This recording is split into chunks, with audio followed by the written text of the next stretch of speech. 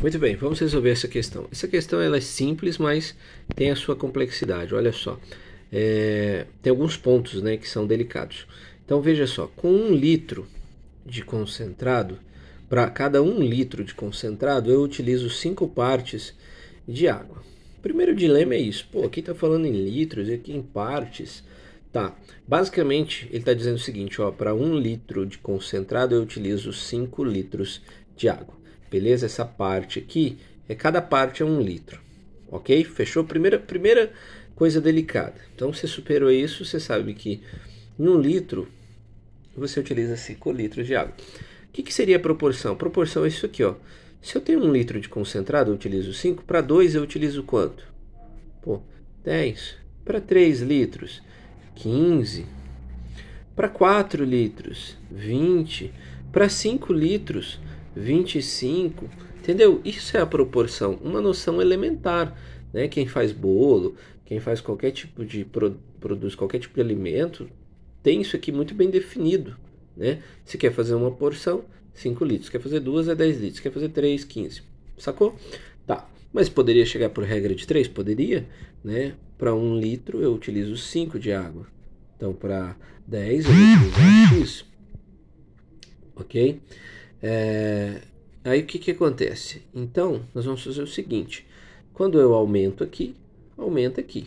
Então, diretamente proporcional, multiplica em cruz. X é igual a 5 vezes 10. X é igual a 50. Opa, 50 litros. Tá? Só que aí eu tenho que pensar no produto final. Olha só. Vamos pensar nesse primeiro caso elementar nosso aqui. Se eu utilizo 1 litro de concentrado mais 5 de água, você concorda comigo que o total é 6 litros? Então aqui a mesma coisa. Se eu utilizo 10 litros de concentrado mais 50 litros de água, quanto que eu tenho? Ficou sol, né? Parece. 50 litros de água, quanto que eu vou ter? 60 litros. Tá? Aí o que acontece? Eu tenho 60 litros que eu preciso acomodar em latas, né? E cada lata tem 0,9 litros. Mas você vai falar, não tem essa informação no litro, tem, ou no litro. Não tem essa informação na questão, tem sim. Lá fala em 900 ml. Então o que você tem que fazer? Converter. Como que faz essa conversão? Tá? Você pode usar a regra de 3, né? Que 1 litro tem 1000 ml. Tá? Então 900 ml vai ser X. Multiplica em cruz, você vai chegar em X igual a 900 dividido por 1000.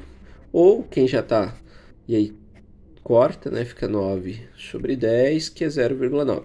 Ou quem já está acostumado, já de cabeça faz essa conversão.